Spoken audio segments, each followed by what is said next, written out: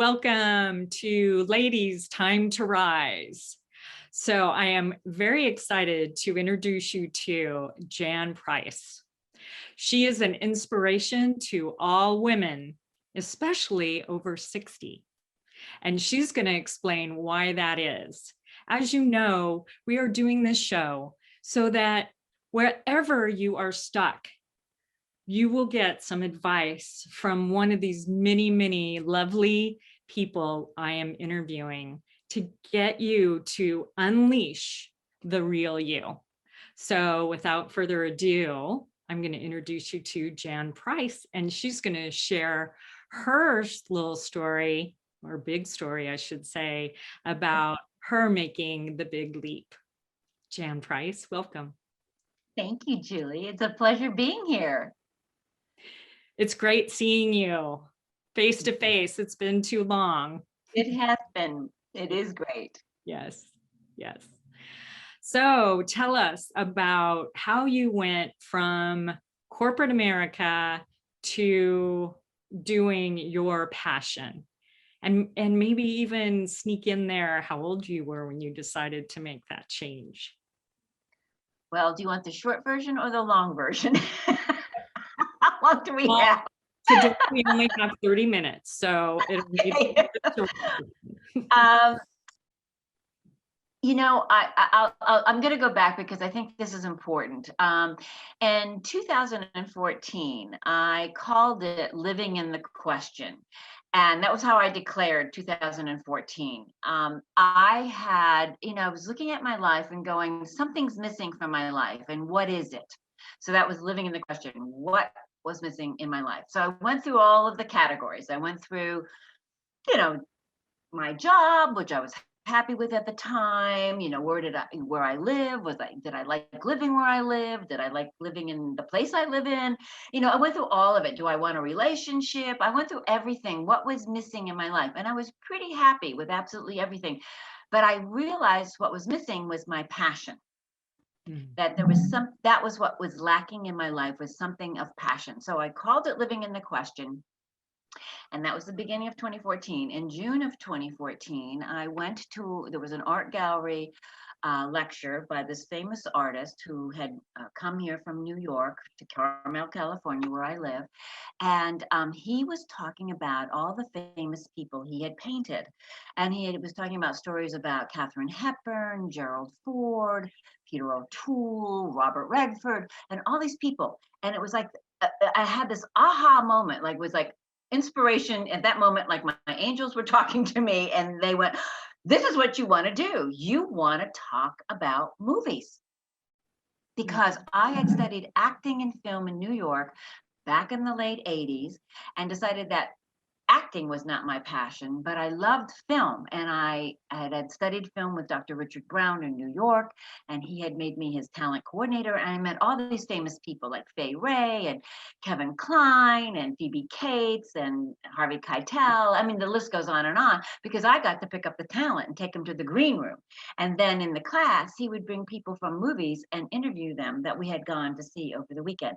That had lit a spark somewhere inside of me that this is something I wanted to do. So in that aha moment, I went and started doing all my research, started contacting people that I knew locally who were in television.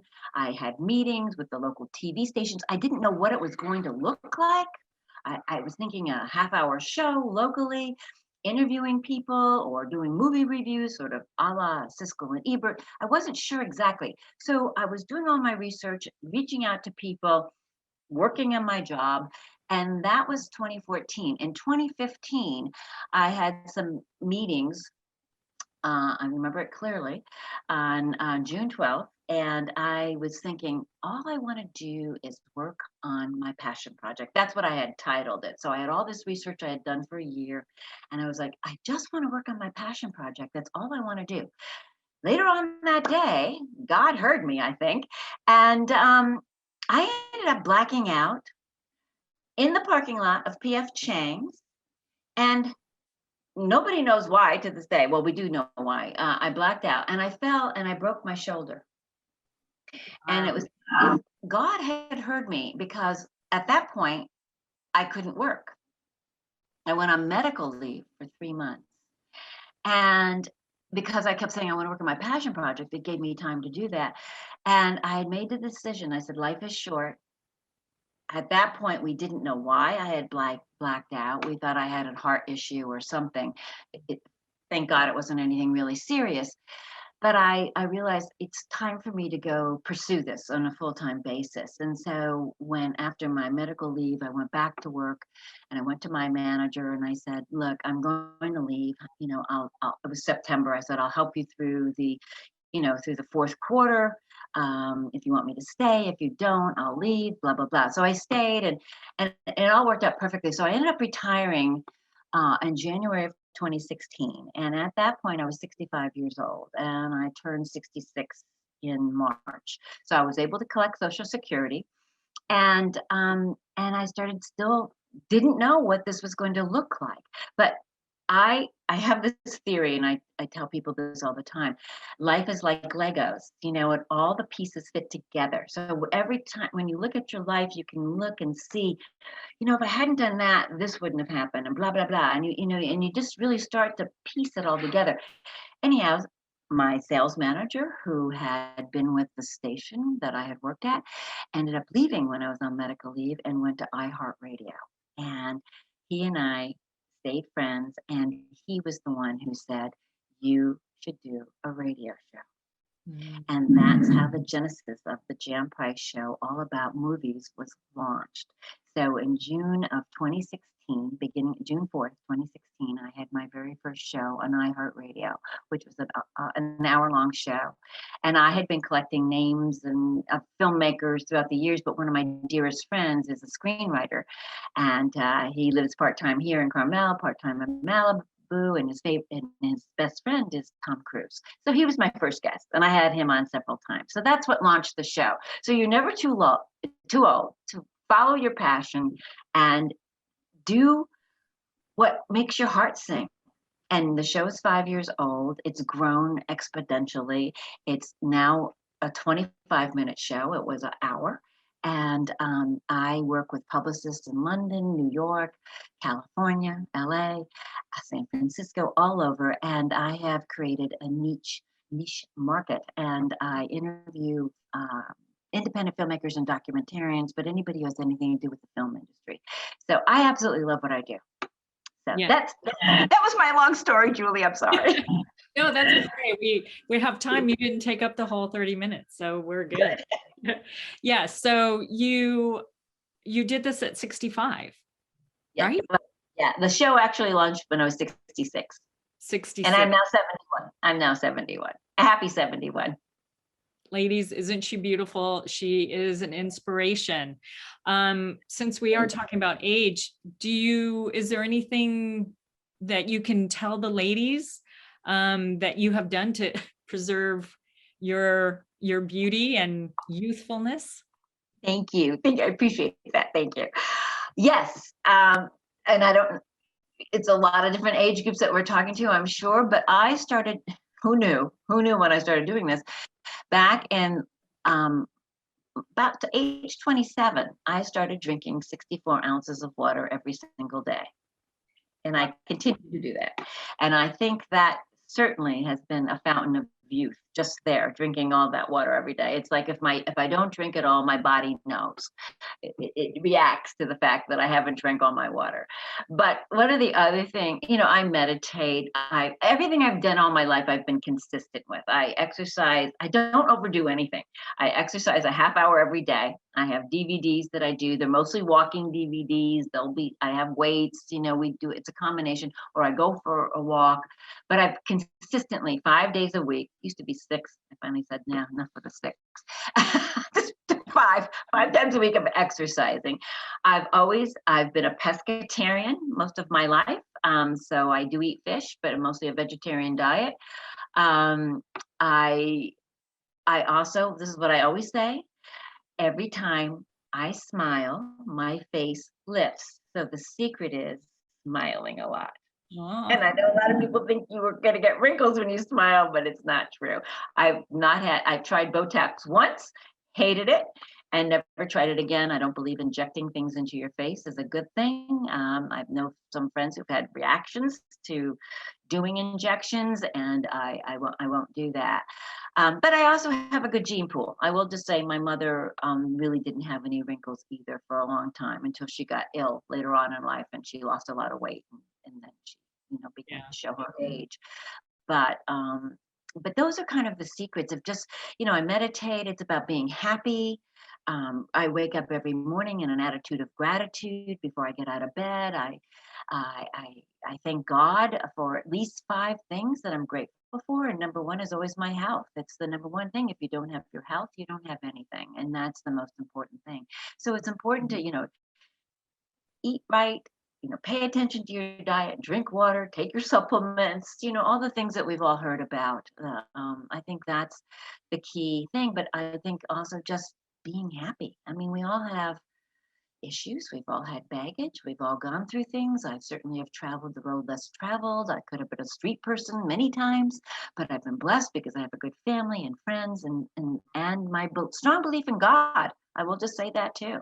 Yeah. For me, spirituality, not necessarily religion, but certainly I've always felt I have a very strong connection to God, and I think that's part of it too. Yeah, yeah. Thank you for sharing that.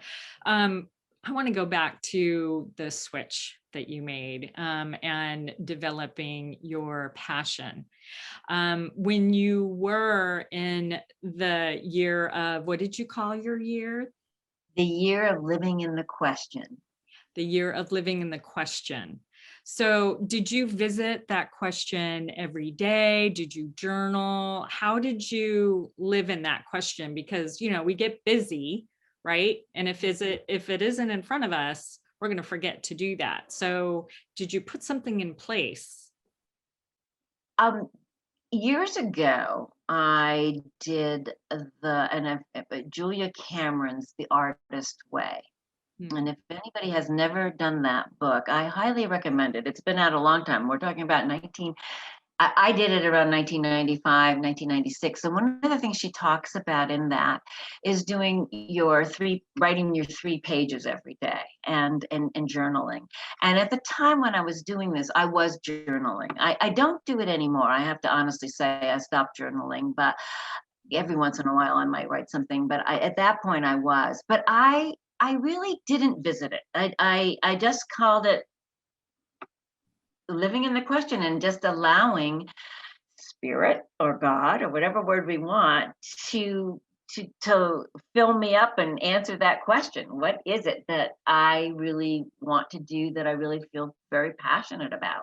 Mhm. And as I said, it was an inspirational moment. It really was an aha moment when you hear Oprah talk about that too. It was an aha moment when I really felt that my guardian angels were speaking to me, that they were telling me that this was the path I need. I just knew it. I mean, at that moment in time, just listening to this man, I just knew that that's what I was supposed to be doing. How it was going to look, how I was going to do it, how I was going to finance it, I had no idea. None. And again, I've always been a risk taker, so I just jumped in. Eventually, after I broke my shoulder, I just went, yeah, I got to do this, because waiting around another year or two is not going to garner me any more advancement in doing this. I just needed to jump in and decide to do it. Yeah. So, I don't know if you heard that, ladies. The key is to jump in and start doing it instead of having to have all the answers and exactly what it's going to look like and how you're going to do it. So, that's a great, great point, Jan. Thank Yeah, you. Yeah, definitely. well, you don't know how it's going to look. You can have an idea, but excuse me, I've got a little piece of dust in my throat. But um, I had no idea it was going to be a radio show, and here I was working in radio, Yeah. of all things. Yeah. So here you go. God, I'm going to get a sip of water. Go yeah. ahead, keep talking, Yeah. Julie. So, yeah, what comes up for me is that God was already prepping the road for you to start your show. It's like, we've got to get her back into radio so that this is going to come to fruition when the timing's right. So, brought you back into, that scene, because I believe that you started, one of your starting careers was in radio, right? Yeah. Exactly. Yeah. Yeah. So Sorry, it's a piece of dust. Apologize. happens. That happens. Pardon me. Oh no, I mean, I started my career in radio in sales, and anyhow, I left it, and I did many other things afterwards, Yes. and then I bookend my career back in radio. And at the time, I didn't want to do that, and I actually turned down the job to go back into radio. But again, your guardian angels, God, whatever word you want to use, was just guiding me. And I went back into radio, and it was the best thing I could have ever done. But I had no idea at the time because I was sort of resistant to that. I definitely resistant to doing that. Yeah. But Yeah. I am so glad I did, because again, when you look at all the things you've done in your life, they all fit together. And again, like Legos, because every piece takes you somewhere else, and you're building this magnificent tower or whatever through your life. And when you look at it, when you kind of just even every day reflect on what happened that day, you can just start to put the pieces together, and it just becomes magical. It really does become magical when you start to look at life in a wholly different way, of how, if I hadn't made that decision, this wouldn't have happened, and all of that, even the bad things. Because, and I don't use the word bad, because everything's there to teach us something. So they're all learning lessons if we choose to learn the lesson that is presented in front of us. But unfortunately, a lot of people don't. And sometimes I call it taking, one step back, two steps forward, and and you go, and it's a back and forth journey that we go on. But eventually you start taking all forward steps, and you take less going back. And that's the process of, as you get older, and hopefully you gain more wisdom with what you're doing. Yes. Yes, definitely. So Jan, tell them the name of your show and where they can Yes. find you. My show is the Jan Price Show, all about movies. And I talked with independent filmmakers and documentarians and anybody who has anything to do with movies. So I have interviewed authors who've written books about movies. I have interviewed editors, cinematographers, makeup artists, costume designers, anything to do with the whole operation of putting on movies. I've grown the show. As I said, initially I had collected a lot of names locally, and they would keep giving me other people's names, and I, which was great. But then when I started going to film festivals, I started getting connected with mini publicists, and now I've developed this niche market. And because of that, I turn down people. I don't have enough shows to put all the people who want to be on my show. And that's kind of nice. And during the pandemic, we flourished. We had no issues at all. I mean, we still don't. The show is booked. I mean, I don't have any problems booking the show at all. So it's been great. It's grown.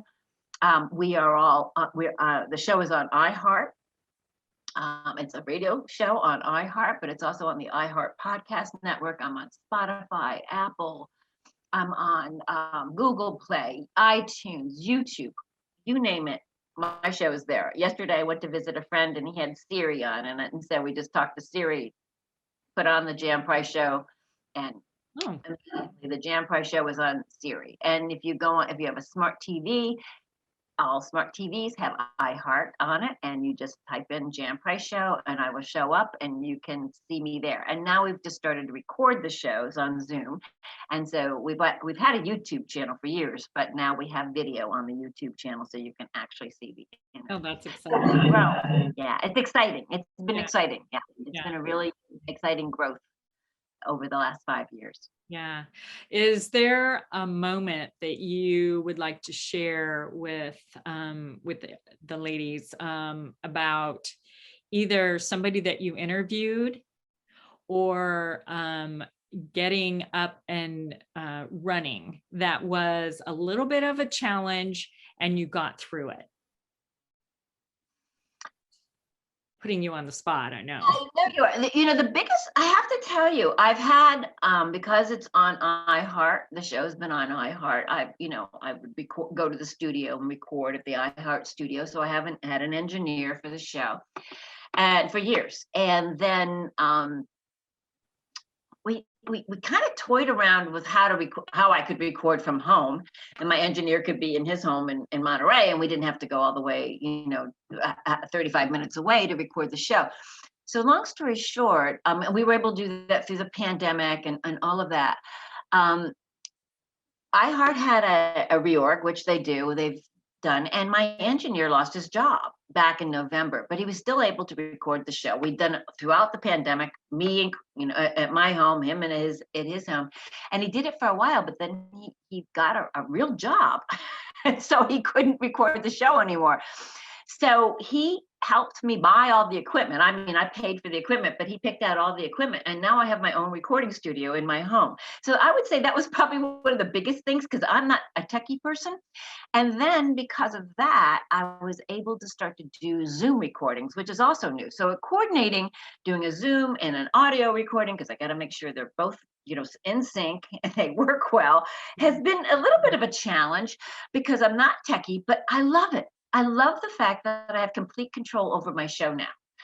Mark still does, my former engineer still edits the show for me and adds, the music and the opening, closing, and all of that.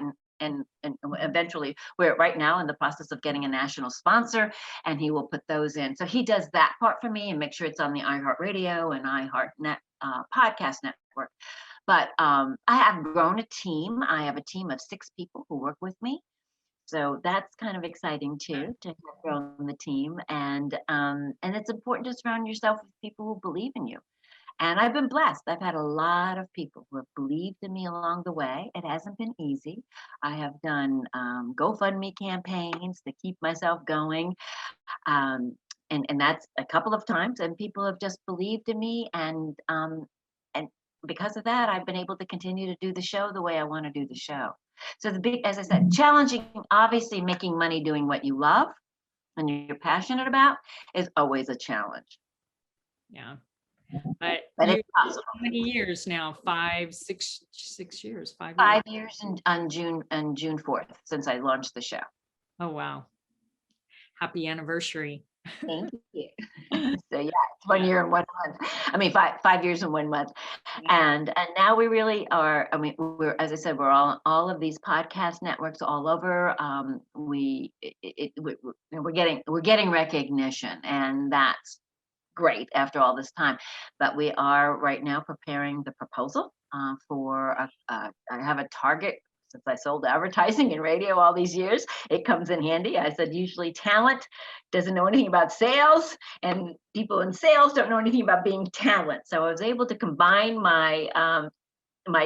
both of my talents together, and we're putting together the proposal at this moment in time. And I've got some target market national sponsors for the show, which I'm very excited about. So we're in a good place. I feel very. I know you'll get it. I know you'll pick up at least one of the sponsors, and probably. That's all we need. We just need one. It would be nice to have. It doesn't make any difference if we get 1 or 2, but it would be nice. So either way. Yeah, definitely.